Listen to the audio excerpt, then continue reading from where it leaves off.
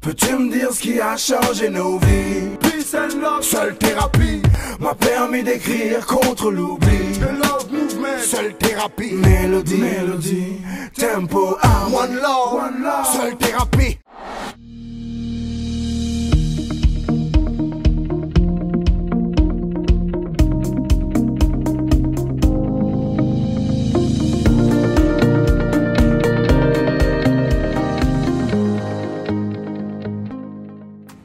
C'est simple, thérapie. On entre direct dans le vif du sujet. Sylvain Boussamba, comment ça va? Je vais très bien, et toi-même, Hervé? Ben écoute, ça va, ça fait plaisir d'être ici à la maison et tu sais qu'à chaque fois que je viens à Libreville, il faut qu'on se voit. Bien sûr. On va donc vite revenir sur ce qui s'est passé avant d'arriver à l'école 241 Business, qui a été créé très récemment là. Oui, en 2020. Pourquoi avoir créé l'école 241 ici à Libreville? Toutes ces initiatives, elles viennent en fait, sont l'émanation en réalité de Ogwelab. Ogwelab, c'est un laboratoire d'innovation qui réfléchit à rechercher des solutions pour régler des problématiques sociales ou économiques. Et on utilise 3 outils. Le premier, c'est l'éducation. Le deuxième, le numérique. Et le troisième, l'entrepreneuriat. École 241, c'est tout droit sorti du laboratoire d'Ogwelab, parce qu'on a décidé en 2013 de créer Ogwelab, parce que l'écosystème start-up numérique était vraiment inexistant. Et on a pris donc cette initiative de créer un laboratoire qui va réfléchir à comment on peut, nous aussi, avoir un écosystème qui va permettre donc de faire une seule chose, hein, c'est la seule chose pour laquelle on crée un écosystème, c'est la capacité de pouvoir prendre une idée et de la transformer en une entreprise viable. Et donc, il faut un certain nombre de briques. Et vu que la première brique était plus ou moins là, parce qu'il faut reconnaître que depuis 2012, l'État gabonais a fait énormément d'investissements dans le secteur du numérique, principalement dans les infrastructures. Et ça nous a permis, aujourd'hui, quand on regarde en 2020, de nous hisser très haut sur le continent, parce qu'aujourd'hui, on est le 2e pays le plus connecté du continent, avec 62%. On s'est retrouvé donc à regarder quelle était la brique suivante. Une fois que la connectivité est là, qu'est-ce qu'on fait généralement? On fait de l'usage. Donc on utilise cette connectivité. Mais dans l'économie numérique, pour gagner de l'argent, il faut avoir du trafic. Donc c'est celui qui a le trafic qui gagne de l'argent. Mais vu que le trafic va vers ceux qui ont créé les services numériques ou ceux qui créent du contenu numérique, il fallait donc quitter l'ère des infrastructures pour nous et de nous dire tiens, c'est maintenant l'ère des services numériques et du contenu numérique. Mais on s'est retrouvé, on va dire, un tout petit peu bloqué. Pourquoi? Parce que tous ceux qui étaient capables de créer quelque chose, ils travaillaient, ils étaient en entreprise. Et donc, on s'est retrouvé à essayer de lancer quelques projets ci et là, mais 90% des projets échouaient, tout simplement, parce que les gens n'étaient pas dédiés, ils ne mettaient pas tout leur focus. Ils avaient plein de choses à faire. Voilà, ils avaient plein de choses à faire. 90% de leur temps, ils le passaient déjà à leur bureau. Et ils essayaient de jouer dans les 10% qui restaient pour essayer de travailler sur un certain nombre de projets. Donc tout de suite, on a compris qu'il fallait avoir un vivier de jeunes compétents dans les métiers du numérique. Et donc on s'est dit, il faut créer une école qui va permettre de pouvoir donner des compétences rapidement, donc un programme qui serait entre 7 et 8 ou 9 mois, pour rendre les gens suffisamment opérationnels pour qu'on arrive avec eux à justement commencer à créer des solutions. Et donc on décide de créer donc l'école 241. Quand tu dis on, qui t'accompagne dans le projet? Ce sont des entrepreneurs bénévoles qui ont accepté de donner leur temps, de donner leur talent, de donner tout ce qu'ils possèdent financièrement pour justement construire cette communauté et faire en sorte que cette communauté-là puisse justement jouer un rôle prépondérant dans la croissance de notre écosystème. Et on s'est dit, on veut que cette école justement puisse accompagner très rapidement des gens qui viennent de 2 milieux. Les uns sont des diplômés et d'autres, c'est plutôt des jeunes en situation de décrochage.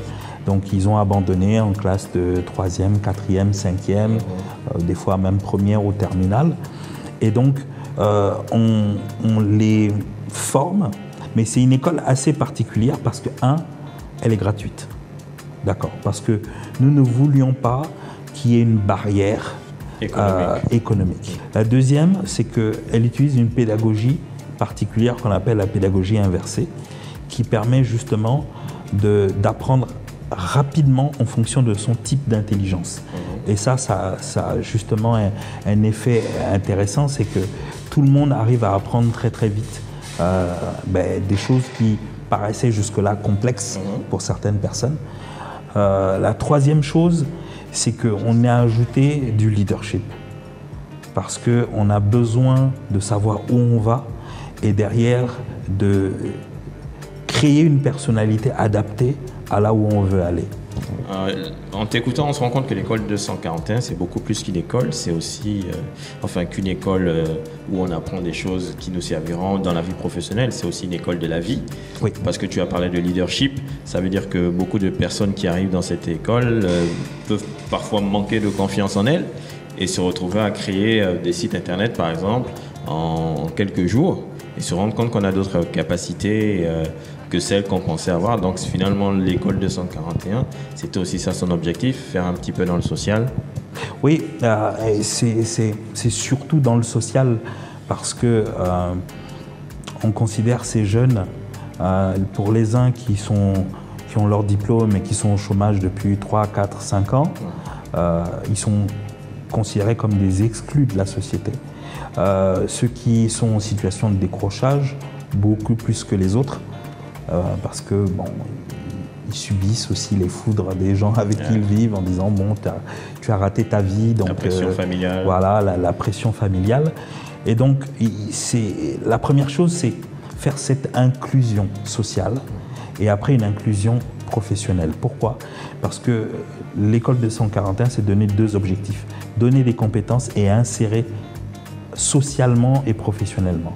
Donc on est un peu une école différente dans le sens où on prend l'engagement de trouver un emploi ou une activité génératrice de revenus pour cette personne qui a fait l'école 241, pour ne pas ou ne plus se retrouver en situation précaire. Voilà. Les 3 valeurs de Ogoué-Lab, c'est l'amour, l'intégrité et tout ce qui tourne autour vraiment d'aider les autres. De l'humain. Voilà, de l'humain. Mais toi, tu n'as pas toujours vécu au Gabon?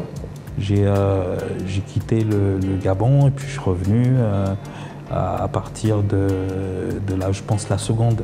Voilà.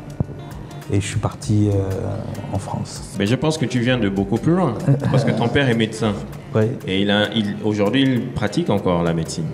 De manière bénévole. De manière bénévole, donc il est à la retraite. Ouais. Et il est installé où? À Mouila. Il est installé à Mouila. Toi, tu as vécu à Mouila ou pas du tout? Oui, je crois que dans l'enfance, oui, parce que il était médecin-chef de l'hôpital de Mouila à l'époque quand j'étais petit. Voilà. Mais je m'en rappelle plus. D'accord. Voilà. Donc, à quel moment tu arrives à Libreville, du coup? Dans les années 80. Ouais, dans les années 80. Qui reste une grande inspiration pour toi. Tu as beaucoup de respect pour lui. Bien sûr, c'est à cause de lui que je suis tombé sur il a ramené un ordinateur des États-Unis et moi, je passais des après-midi à aller bidouiller dessus, à jouer à plein de jeux. Et un jour, comme ça, après avoir joué à tous les jeux, je m'ennuyais et j'ai vu que dans le manuel, il y avait d'autres jeux et j'ai commencé à les rentrer à l'intérieur de la machine. Et ça n'a pas marché et j'ai essayé de comprendre pendant plusieurs mois pourquoi. Et à la fin, j'ai fini par apprendre à coder. Et ça, c'est une particularité parce que je ne peux pas dire qu'en réalité, je viens d'un cycle classique du numérique et tout le reste. Non, je suis vraiment juste un passionné qui est tombé là-dedans quand il était enfant. Et c'est ce qui drive toujours toute ma vie en fait. Je suis conduit par la passion et la vision. Les deux, ce sont vraiment les deux qui drivent mes initiatives, les décisions que je décide de prendre pour moi. Du coup, tu as eu une enfance normale, cursus scolaire normal Oui, normal, quand on dit normal, avec toutes les difficultés qu'il y a aussi. Oui. Une des difficultés que j'ai rencontrées, c'est que mon père voulait que je sois médecin, moi je ne voulais pas. Je voulais être ingénieur informaticien. Et donc ça ne s'est pas bien passé entre lui et moi pendant un moment. Et c'était bien parce que j'ai dû être un tout petit peu déconnecté de la vie que j'avais avant pour me retrouver tout seul, difficilement à vivre hors de la maison. Et ça m'a appris la vie et ça m'a appris à compter sur ce que j'avais. Et là, je suis revenu à la source parce que ce que j'avais, c'est cette capacité-là à pouvoir voir des choses que d'autres ne voyaient pas et à pouvoir faire des choses que d'autres ne pouvaient pas faire sans nécessairement être allé à l'école. Donc c'est pas tant l'école qui m'a appris ça, c'est plutôt la vie qui m'a appris ça. C'est pour ça que l'école de 141 Business est arrivée d'ailleurs. Oui, exact. Parce que deux stratégies pour pouvoir justement insérer ces jeunes. Il faut dire que tout le reste découle de ça. Donc, c'est bien des fois de le rappeler parce qu'il y a un fil conducteur. Quelque part, on a l'impression que les initiatives que l'on met les unes à côté des autres n'ont aucun lien, mais ce n'est pas vrai. C'est d'abord la volonté d'aider. Une génération de jeunes qui a du mal encore à rêver, qui ne croient plus en elles-mêmes, qui ne croient plus à grand-chose. Même quand ils arrivent à l'école de 141, il nous faut environ 3 mois pour commencer à travailler avec eux. Les 3 premiers mois, c'est juste difficile parce qu'ils ne croient pas en eux-mêmes, ils ne croient en rien. Et il faut leur réapprendre à croire en eux-mêmes, réapprendre à croire à ce qu'on est en train de faire ensemble, pour eux et avec eux. Et ça prend du temps. Et ce n'est qu'après 3 mois qu'on arrive réellement à construire des choses, à aller de l'avant. Et donc, il fallait faire quelque chose pour cette génération. Nous avons tous notre cœur qui saigne quand on voit ces jeunes. Et on s'est dit, faisons quelque chose. Et donc, une équipe s'est réunie, coach Henri, Dimitri, Sylvie, la directrice. On a décidé de monter un projet. Et donc ce projet École 241. Business. Et même, c'est avec la même équipe qu'on a monté École 241.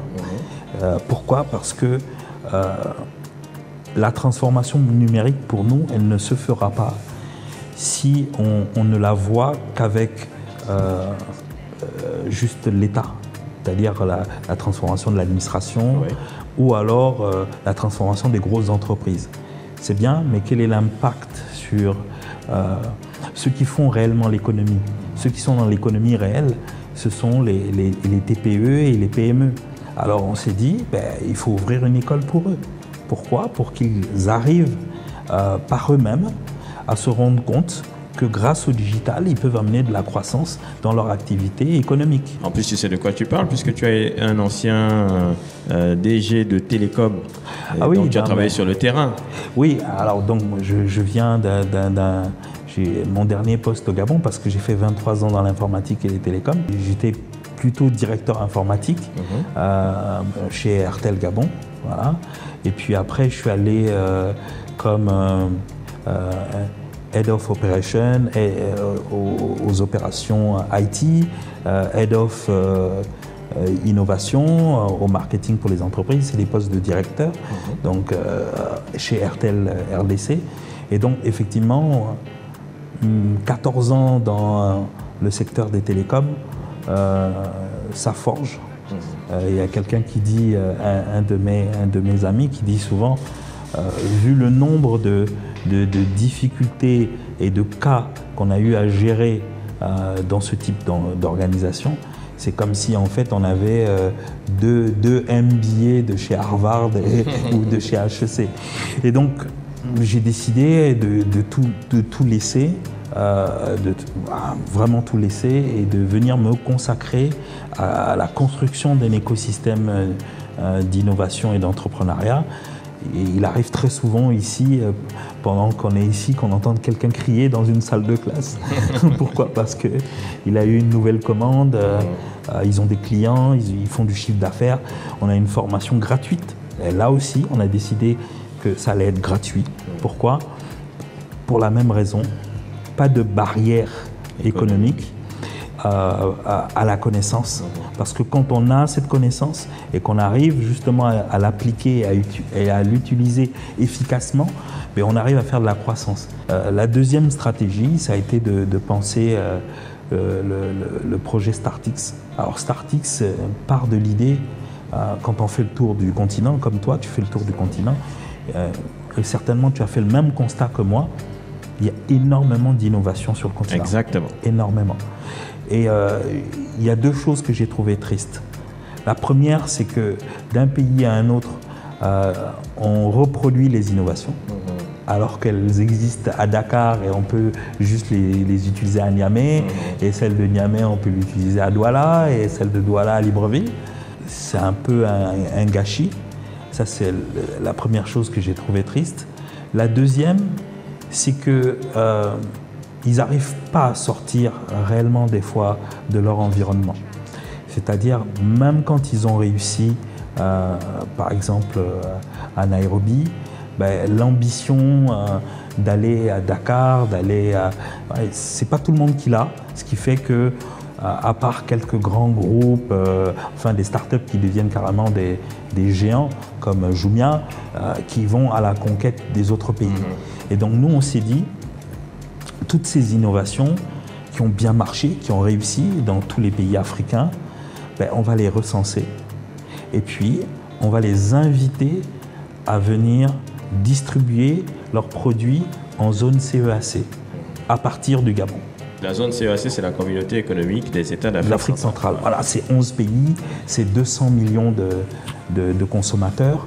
Quand on regarde ce qu'a levé l'Afrique en 2018 pour ces startups, c'est 1 milliard de dollars. Quand on regarde en 2019, c'est 2 milliards de dollars. Mais quand on regarde qui a pris cet argent, c'est juste 4 pays. Le Nigeria, l'Égypte, le Kenya et l'Afrique du Sud. Le reste, c'est juste des pécadilles. Je prends un exemple. Pour toutes les startups qui ont levé plus d'1 million de dollars, 98% sont anglophones. Tu as cité l'exemple de Jumia. Et récemment, j'ai vu que tu as réussi à lever 250 millions de francs CFA. Oui. Avec Cofina. Voilà. Et en citant l'exemple de Jumia, je pense que la perspective de l'école 241, c'est d'arriver à atteindre ce genre d'entreprise. Donc c'est aller à la conquête de ces 200 millions de consommateurs, que l'on soit de cette zone Afrique centrale ou que l'on soit d'une autre zone en Afrique. Mais on s'est dit, on circonscrit à l'environnement francophone parce qu'on est très très en retard par rapport à l'environnement anglophone en termes de levée. Quand on regarde l'école 241 et ce que l'on fait, on regarde des jeunes diplômés qui sont exclus de la société, qu'on ramène dans la société. Des jeunes en décrochage qu'on ramène dans la société. Ça, c'est École 241. École 241 Business, c'est un public aussi éloigné du numérique, les commerçants, les artisans, qu'on ramène dans l'environnement du digital, dans le marché du digital. Et là, maintenant, on s'attaque à plus gros. Ce sont des startups technologiques qui font des choses extraordinaires sur le continent, mais on les ramène vers les marchés beaucoup plus grands, beaucoup plus vastes. Donc on est toujours dans l'inclusion, on reste fidèle à notre culture, mais la particularité, c'est que ces startups vont avoir à la tête des jeunes Gabonais, donc 2 Gabonais par startup. Donc on va permettre à 20 entrepreneurs d'être à la tête de ces 10 startups. On va aussi staffer toutes ces startups avec des gens qui viennent majoritairement de l'école 241 et puis aussi d'autres personnes à l'extérieur pour pouvoir justement aller déployer tous ces services sur tout ce territoire qui n'attend que de connaître en fait ces innovations qui ont révolutionné l'Afrique. En 2 mots, puisqu'on arrive à la fin de cette interview, peut-on dire que l'école 241, c'est la nouvelle vision de l'université du futur en Afrique? Oui, nous pensons fondamentalement que les formes d'intelligence sont importantes pour l'apprentissage. On apprend en fonction de sa forme d'intelligence. Mais l'école traditionnelle ne s'est focalisée que sur la verbo-linguistique et la logico-mathématique. Donc si on a une intelligence spatiale, moi par exemple j'ai une intelligence spatiale, ce qui fait que quand quelqu'un m'enseigne quelque chose, moi je fais des schémas, je n'écris pas. J'apprends avec des schémas.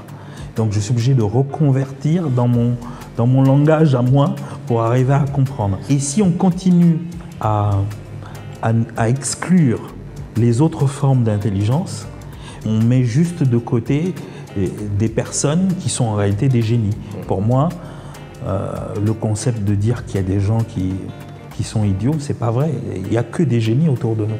Mais seulement chacun a sa forme d'intelligence et grâce à elle, il peut donc enregistrer cette connaissance au-dedans de lui.